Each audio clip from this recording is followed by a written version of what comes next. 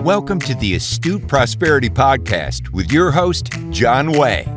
Join us as we interview successful business owners and professionals, uncovering the strategies that fuel their personal, professional, and financial success. Discover what it takes to thrive. All right. Welcome to another episode of the Astute Prosperity Podcast with John Way. So today we have Adil Virani. Adil, thank you so much for your time today. I really appreciate you coming on the podcast. We'd love to learn more about your real estate journey. What brought you to where you are today, and where you see yourself going in the future, and any learnings that you will want to share with our audience. So I guess we'll start at what tell us about your real estate journey. For sure. Thanks, John, for having me here. Always love to share stories and try to inspire as many people as we can, right? So I appreciate you inviting me over. It's a very heavy question about the real estate journey. So not sure where I would like to start, but I'll try to keep it short, and then we can kind of go deeper if you have any specific things about a certain phase, and we can then kind of dive deeper based on the questions you want to ask later. Okay. So, John, I am an actuary by trade. I'm not sure if a lot of people do know what an actuary is, or your audience, but I would kind of briefly state that actuarial science is a field in risk management, specifically insurance related. So anything where a risk needs to be priced, or a risk needs to be managed, that's where an actuary like myself would come in. So I went to university for that particular profession. Wow. It does involve a lot of exams post university or during university, and then it kind of takes you all the way about 13 to 15 exams depending on how you look at it. Did all those exams and became a qualified actuary in 2020. So started university in 2010, became a qualified actuary in 2020 after completing all the exams. So it was a long journey. Wow. But the reason I'm providing that little bit of a back context about that is twofold. First of all, we'll learn how that impacted how I analyze my real estate deals on the risk management side. And second of all, just want to explain how I got into real estate is because once I was done writing my exams, which take a lot of your time away from your day, you're working as well as you're studying, and each exam requires a ton of study time. So once I was done, I was like, what am I going to do now? Like, I've been doing this for 10 years and now I have all of this free time. What do I want to do with it?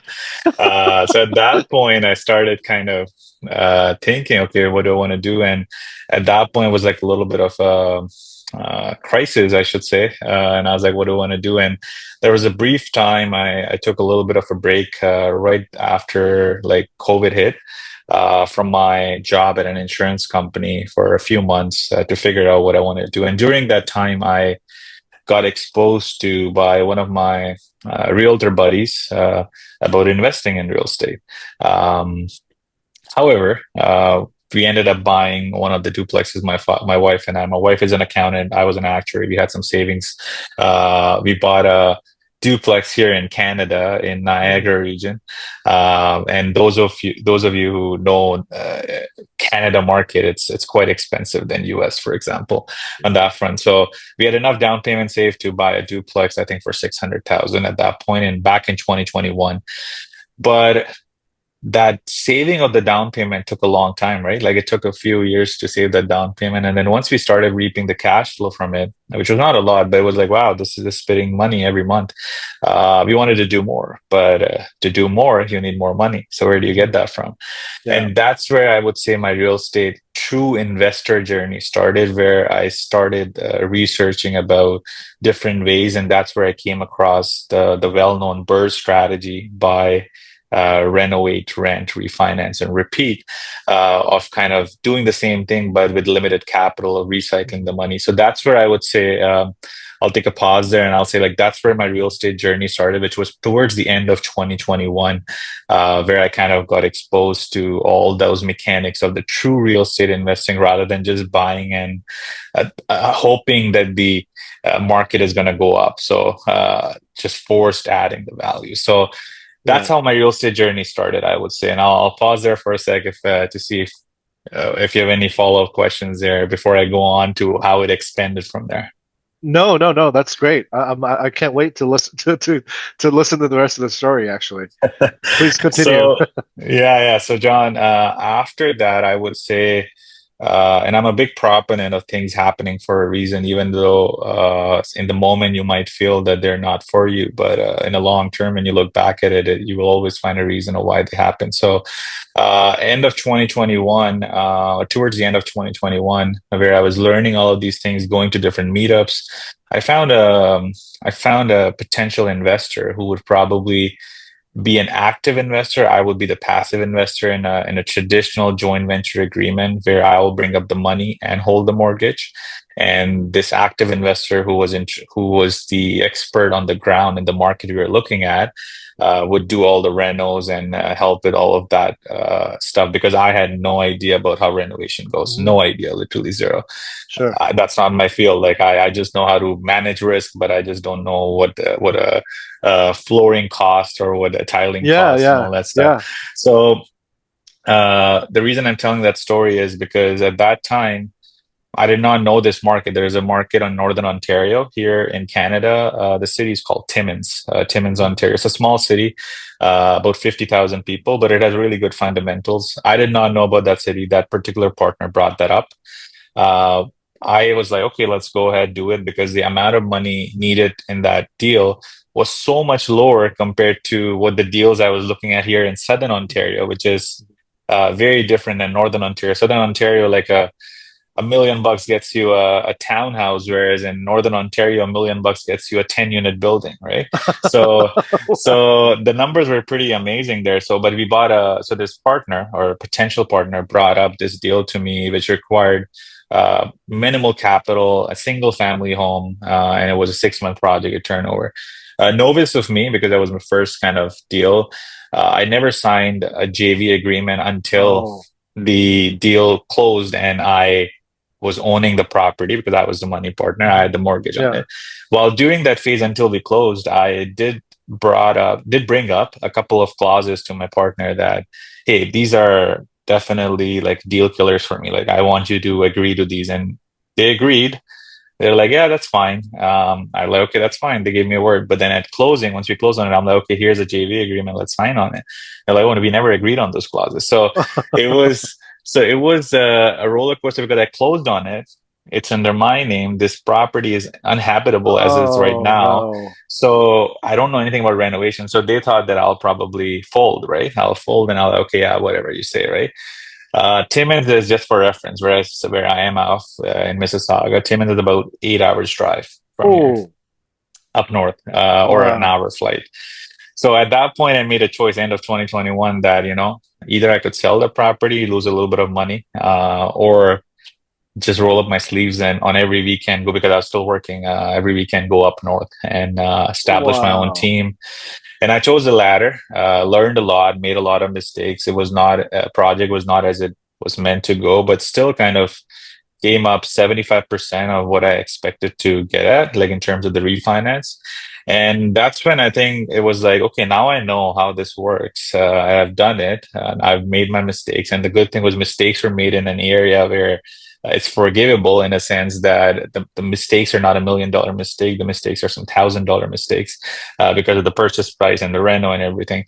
So I learned a lot. I did not know about that market, and now I knew everything about that market. So I wanted to do another single family home, and see if I could make it work, because I had the team in place already. And then that changed in 2022 from a single family to another duplex to a triplex, while I'm still working. So I was still working my 9 to 5 job at an insurance company, building this portfolio on the side. And then I think towards the end of 2022, start of 2023, started getting into some little bit bigger multis. So like going to 5-plexes, 6-plexes, doing the same thing, same value add, same refinancing, just on the commercial side now, which I found was much easier than a residential side, because the building spoke for itself rather than you speaking for it. Exactly. And then 2024 added some partners because I had kind of again, a bunch of stuff happened 2022, 2023. By the end of 2023, we were close to about 40 units of our own, recycling our own capital. So no partners yet. And then it was like, okay, I've proved enough to myself. Like I've done 15 deals, 10 to 15 deals with 40 units. And I know this model works. So that's when I went out and only to a few people, like 2, 3 individuals who trusted me. Were like, okay, let's do this together. So then we started doing bigger deals and 10-plex, a 12-plex. And now we are closer to 90 doors right now as we stand right now. And doing like even more now, involved as today's date, involved in 2 bigger projects, another in Northern Ontario, not at Timmins, but in a much more smaller community, but it's a retirement community called Haleybury here, close to a little bit southern, so closer to me than Timmins. And we're doing a 65 unit school conversion, so bought a school and converting to a 65 unit apartment building. So and I quit as of last year, May. I quit my job as an actuary, so I'm doing this full time now. As of June 2024. So coming up to a year now. Wow, that's awesome. Wait, first of all, congratulations, man. That's thank you, appreciate it, John. The first the step to becoming fully independent of a W-2. That's worth its own congratulatory. Thank you so much. But actually, from that story, actually, I mean, the latter part of the story is I think I have a couple questions from that. So, sure. So as you grew, like from the initial duplex and to the quads and the 5-plex, and as you grew, like how so you mentioned you brought in more potential partners, right? Like later on in 2023 and 2024. So do you currently manage all of those by yourself, or do you have a property management company, like a third party, to help you currently manage those? Yeah. So I have I don't own that company, but I have outsourced that property management to a local company who predominantly's biggest client is myself. So like they manage other properties too, other than ours, but I would say 80% of their portfolio is still us. And is this third party management company like primarily managing, like, so would you say like most of your portfolio is is it more than 4 units, or is it like less than 4 units? I would say most of the portfolio now at this stage is more than 4 units. Got it. And so these people are especially, like, I guess, specialized in managing these smaller multifamily properties, right? Correct. Oh, that's pretty cool. So like, did it take you a long time to find them, or? Oh yeah, it was a lot of learning along the process, because it's a smaller town, so it's not that and it's further away, so I can't kind of go there on every call or anything that pops up. Like I just can't, right? So it was kind of hiring and firing like a bunch of property managers. I would say at least 4 before I found this one who happened to be an investor herself. And she was actually done. She actually moved herself from here, Southern Ontario, to Northern Ontario. Oh, wow. Just because she was done with her property manager, because she had her own kind of small portfolio up there. So she was like, I'm just doing it myself. So that's where I kind of met her along, that we had the same concern of responsiveness and getting things done by these managers. So that's where we shared the same pain that way. And that's how I think I reached. I met her through a common acquaintance, and at that point, so it was a lot of again, it was not just as is like you got a property manager and it's done. It was a lot of learning along the process and a lot of changing hands along the way as well. Yeah, that's yeah, finding that trusted partner, especially on the management side, is I mean, must be a like it's a challenge. I mean, It is a challenge. it's hard to find someone who's willing and able to do things the way that you want to, right? Sort of Great. how it's, like you said, the responsiveness of potential work orders, whatever it is, right? So Hmm. Hmm. wow, that's pretty cool. Now, like how, so going from like the duplex and now you have like what 70, like now you're working on a 65 unit, right? Yeah. Potentially. Yeah. Potential Uh, conversion. Yeah. yeah, for the school that's something I've heard like the first time hearing of. But I want to ask you about that. But like how did you scale up? Like meaning from your own portfolio of 40, right? Or is it 40? Hmm. Yeah, 40 Yeah. Yeah. to 40ish. to Yeah. to to scale like to the bigger stuff. Like how uh tell us about that process. Like how did you Sure. go about scaling? Yeah, it's yeah, scaling. It was just purely organic, to be honest, because I know some people you might have seen, we all have seen, kind of on social media, kind of promoting what they do and stuff. I just was not that type of a guy. I try, even if you look at my Instagram, I would try to post here and there, but I think the last video I posted was maybe like 3 months ago. Uh-huh. So I'm a very inconsistent poster, like not something like that. I just personally always believed in kind of executing Yeah, yeah. rather than taking. I could have recorded it, but it was never natural. So I just kept on executing, and then what I did was I met a few people in meetups, right? So I would go to meetups. I still do some meetups, local meetups. I would organize some meetups for Northern Ontario specifically. So I would meet some people and I wouldn't really sell them. I would just kind of tell them the numbers, like, hey, these are my cash flow numbers and these are my returns metrics. And they will be like, because most of the people you meet in meetups are used to Southern Ontario here. So Yeah. their numbers are really, really different than what you see in Northern Ontario. So just for the sake of it, like Southern Ontario folks are looking at cap rates, which are closer to 3.5%, 4%.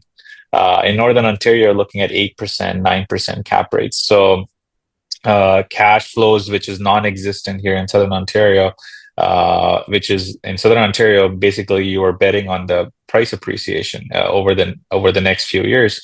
In Northern Ontario, price appreciation is good; it's a cherry on the top, but you're not Uh-huh. banking on it. You're just literally saying, okay, I will have this cash flow coming every month after my reserves are taken care of, and on top of it, I would have my principal paid down. Those are your two levers. You're not banking on appreciation. Mm, So when I told those numbers to these individuals I met in meetups, they're like, okay, we want to see more.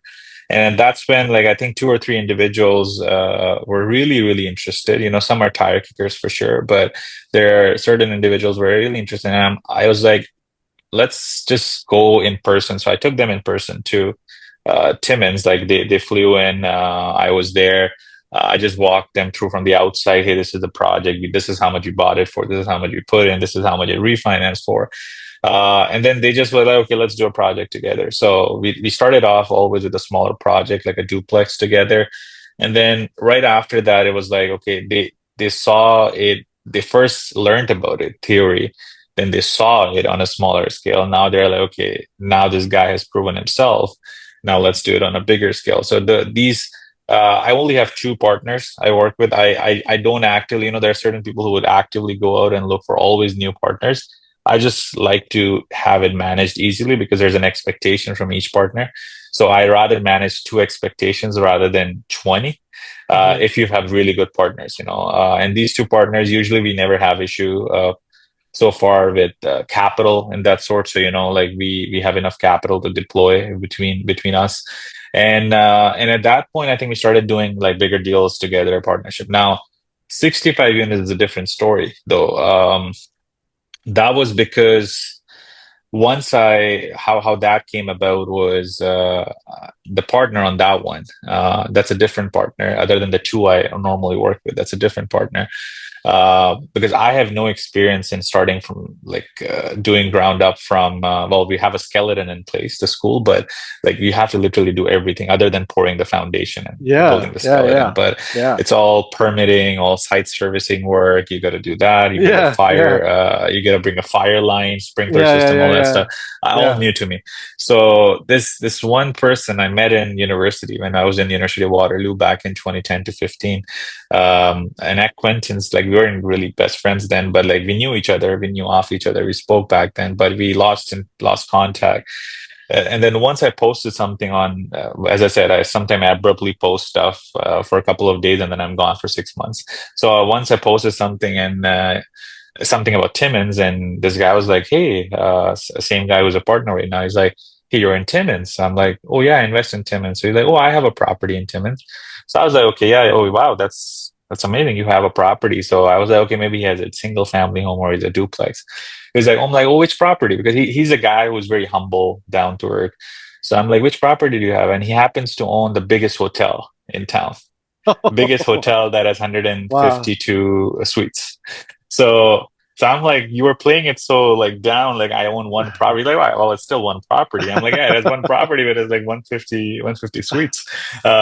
So that's when we connected. He's still also here in Southern Ontario. So he has done a bunch of work in Northern Ontario, but he was in his phase in which he's doing the similar project, like the conversions here in Southern Ontario. Yeah. He needed someone.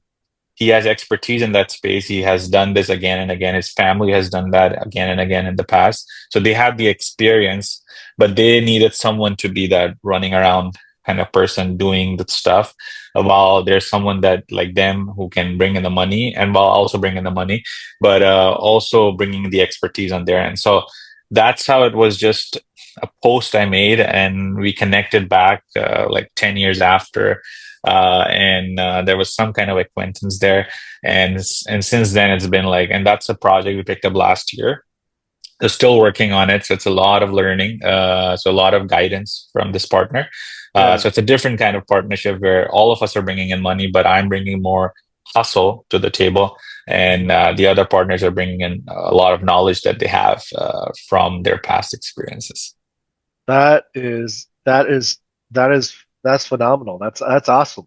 That's a yeah, Yeah. the whole school conversion into potentially apartment complex. That's really like a unique value proposition, and Hmm. in that space specifically. That's that's Yes. that's really cool. But yeah, that whole expansion, I mean, that the scaling of over the last 4 or 5 years, it's pretty phenomenal. That's Appreciate it. that's great. Thanks, John. What would you say, you know you from your background and your growth, like, um if you were to let's say start all over again, and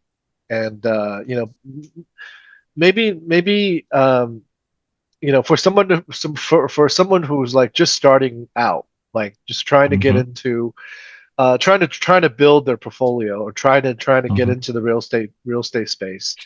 um what's the best piece of advice would you give to someone, maybe to you, when you first started, Hmm. now that you're Yeah. you're 5 years forward, right? Yeah, definitely. No, and John, no, thanks for that question, because I get asked that question a lot, where like even new investors who are getting into that space, in that market, not in that market, uh, people in the family, like when I go to when I go to different family gatherings, they're like, "Oh, how do you do that? We want to also do that." A lot Yeah. of actuaries who I work with, they're like, "Hey, you quit your job, we want to do that too. How do I do that?" And I think the question is the same, right? What you asked, like, "Hey, what's the advice you're going to give to someone who is just starting out and who wants to grow their portfolio and be that person?" I always say that, and I think John, you would agree with that, is the things that you need to do, the blueprint or what needs to be done. The process it's not hidden, right? Like everyone knows that process. Hey, you want to buy good, you want to renovate smart, you want to rent it well, and then you need to have a good refinance. And the process is not the problem. Like the key is not, it's not that you don't know what you want to do. Like there's a ton of videos out there. There's tons of podcasts out there. Uh, People can learn around what you want to do. The problem is the execution. The problem is not. So if someone asks me, what advice do you have or how you do it? I always say that the problem is not how, and the problem is not what, its problem is how. And execution is where a lot of people either don't execute or they execute wrong. And I always say that you better just execute even if it's wrong rather than not executing at all, because a lot of these people, um, they just wouldn't take action, right? They just wouldn't take action. So I think the only thing I learned from my experience was taking action, right? Like I think the first thing, as I going back to my first experience where the partner backed off, that deal did not go through with the partner, but I still have the property. In that case, it still involved, okay, I think that is a pivotal turn in my life. Like at that point, believe me or not, John, like I still remember it was October 21st, 2021. And I was telling my wife, like, what do I do? And I was like, hey, we have this loan and I don't know what to do. Mhm. And it was like, you're sitting there and you're really stressed at that point. At that point was not a good moment, but looking back at it, I think I wouldn't have wished anything else. I think that was the best thing that happened, that pivot that happened. So, but that pivot that happened was because of taking the action. If I never would have taken the action, just in the fear of, oh, what if this partnership does not work out? Oh, do I have the right tax structure set up? Do I have the right entity set? Like, I want to be very perfect. Like, there's a lot of mistakes I made along the way. A lot of things I did not set up properly. A lot of things like tax wise were not set up properly. A lot, but again, those are the problems you face once you start making money. Like, why go through this? Right. So I always say you got to take action. I think I always say take action and take directed action. So a lot of people, and I'm sorry I'm giving a little bit of a long answer, but a No, that's lot of great. people, when they say take action, I've seen, let's say, a lot of people go into coaching programs, right? Nothing wrong with the coaching programs. I've been myself part of a couple of coaching programs, but along the process, I don't think, based on my statistic that I've gathered, 95% of the people who are in the coaching program never end up taking any action out of that coaching program. Exactly. Like, Yeah. the only thing, for the lack of a better word, is just mental masturbation. Like that, Yeah.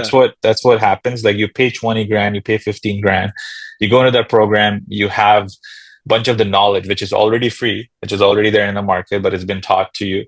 But there's never a way they're gonna teach you execution or gonna teach you take it. That's just gonna come from within, right? And that's very sad to hear like that fact that the 5% who take action are going to take action irrespective of coaching program or no coaching program, and the remaining 95 are not going to take action even with the coaching program. So it just ends up being a business on its own, the coaching itself, but it's never an execution. So that's where I would say, even if it means taking action yourself, or if you're not comfortable getting with someone, partner with someone who is in that space or who you look up to, is a good way to just kind of get into the space and learn. And you're gonna make mistakes. You just gotta remember, the only certainty there is that you're going to make mistakes. Like, Mistakes, right? I'm an actuary by trade, and I kind of price uncertainties, or I try to look into the Yeah. future of what is going to happen. And I can tell you for certainty, 100% guarantee, that you will make mistakes and you will lose money. But losing money is part of gaining money. And how I like to see it as, I always give this example, and that's where a lot of people kind of say, okay, I took action and it did not work out, is that, think about it as a gun you're shooting paintball from, right? Yeah. There's different, there are 100 paintballs in that gun. There's going to be 50 red, maybe 30 blue, 15 green, and a few golds, right? Uh-huh. Now you keep on shooting. The problem is you keep on shooting. You don't know when the golden is going to come, right? Uh-huh. But because there are 50 reds which are like classified as failures, Yeah. you never know. You might get 10 failures together, but you don't stop executing because the moment you stop and you say, okay, it's only failures, Right. you are just removing. As soon as you get failures and you stack failures, you know that there's more chance of getting that golden ball because you are making progress and taking those shots. Right. So that's what I always like to say as an example, like, or the advice is keep taking shots, because if you have enough data and if you keep on acquiring enough data of the shots you're taking, there is 100% chance and certainty you will succeed. It's just a lot of people give up in that first red. They get a second red, a third red, fourth red. But if you keep on taking the shot, there's going to be because you're getting a bunch of reds, there's always going to be time you're going to get a bunch of greens and a random golden that might come in the middle, Right. so Right. that's what my advice would be. A little bit long, but that's what I That would say. that is awesome. That is really, really good advice. I mean, that's, I can 100% feel like where you're coming from, and like, all of us that's been in the business for a little bit have made so much mistakes in our time, and I feel like, your metaphor of like the paintball gun is perfect, and Yeah. I feel like, the point that you made in terms of, um, 95%. I think it's probably higher than that in terms of like the people don't take action, you know. Yeah. Yeah. I totally feel you. That I totally agree with that too. Just a lot of people pay even for the coaching programs. They pay for the coaching program, but they don't take any action. Hmm. And that's but the less than 1% of the people that did, that's where the success is made.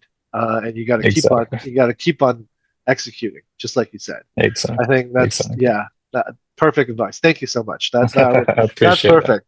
Um, Yeah. so one last thing. So like, what would you, if you could sort of give the audience a takeaway, like what like a book that Hmm. you would recommend someone, whether they're, maybe towards the beginning of their career as in real estate, Hmm. what would you recommend people reading? Yeah. I would say, so John, again, I'll try to be specific, but Sure. my answers are a little bit long, so I apologize, because I like to give No, a no little bit of worries. a Yeah, narration around narrative. Yeah, why yeah. I choose that certain thing. There have been a lot of books that I've read, and a lot of investors that I've read a lot of books. Some of them are real estate related, some of them are not real estate related, because a lot of stuff, everything you can relate back to, even if it's real estate or not real estate, to the mindset and to that, again, as I said, action taking ability, that is not real estate related. If you want to even do business, if you even want to get in any space, entrepreneurship or something, the same thing applies there too. So there are certain books, real estate wise, that have helped me, and there are certain books that have helped me just to get my mindset right, which was the first ever thing that I got into, because real estate or not real estate, you need your mindset to be in the right place. For sure. Yes. Of how you need to be able to think how people who are the winners think. It's not that they don't have Yes. failures; it's just how they think about their failures. Yeah. And I think one of the first books I read, which was not really real estate related, but it's kind of changed a little bit of my mindset, was The Fast Lane Millionaire by MJ Oh wow. DeMarco. Okay. Okay. Um, Again, real estate wise, I think everybody would say it's like Rich Dad Poor Dad, maybe one of the ones which a lot of people Sure. saw, and I would agree with that. That was one of the first few books that I read on the real estate front Mhm. that Yeah. got my mind open about real estate and how the leverage works in real estate. So if someone wants to just get themselves accustomed to real estate wise startup on how things work, I think Rich Dad Poor Dad gives you a good idea. It doesn't talk about precisely the Burr model in more detail, but Sure. again, Sure. that's a good start to get your Uh-huh. mind churning on how the real estate works. But on the mindset part, I think I really like this guy, just generally this guy, MJ DeMarco. But this is one of its books, Fast Lane Millionaire. The reason I like that is because this guy is very direct. Like he doesn't kind of beat around the bush. And one thing I like about one sentence that stuck in my mind, or one line that's still in my mind from that book, was he said there's a reason that wheelchairs don't fit in a Lamborghini, right? Like that's one of the sentences. And what he was trying to prove from that point is a lot of us are working towards that amazing retirement at 65 or 70 that we're going to enjoy life, right? But what he's saying is there's a way to enjoy it before that, right? Like, and it doesn't involve taking loans and credit on and buying these Lamborghinis and stuff. It doesn't involve that. Yeah. But being in a position that you can do it without getting into those bad debts. And that's where it kind of changed my mindset. And you're like, okay, we have been programmed to think that, hey, there's this amazing retirement that's waiting for us, but we don't even know whether we will get there. And if we get there, what is going to be our different things that are going to happening to us? Like, do I have enough health to even be able to enjoy that, right? Yeah. So that's when I think my mind got churned about, okay, what do I do to change my situation? So that's what I would recommend on a non-real estate front. MJ DeMarco, Fast Lane Millionaire, and on the real estate front, Rich Dad Poor Dad by Robert Kiyosaki. That's awesome. I love that non-real estate mindset book. I'm gonna actually read it. Download on my. It's probably on the Apple. Kindle? Apple, yeah, it should be. Okay. I'm gonna download it and listen to on my daily walk. Thank you for that. Amazing. Thank you for that. Appreciate it. Well, that pretty much sort of wraps up our interview and podcast today. But before we end, could you please share with the audience, like, if they would want to get in touch with you, if you were be open to that, how do people get in touch with you? Sure, for sure. Yeah. So I think I can be reached out at on my Instagram. It's my first name, last name. So Adil Virani _REI. So real estate investing.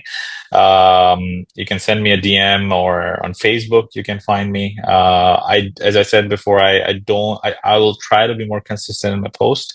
But most of my stuff is like, I try to inspire people. So that's why I love John for giving me this opportunity to kind of inspire individuals, and just kind of nothing kind of makes me more satisfied than seeing people take action and seeing the results, right? And so if I could be just a small part of influencing someone's behavior in a good way, then I would love to. So even like reach out if you need any advice, anything you want to run by. Always more than happy to even jump on a call and look at what you have.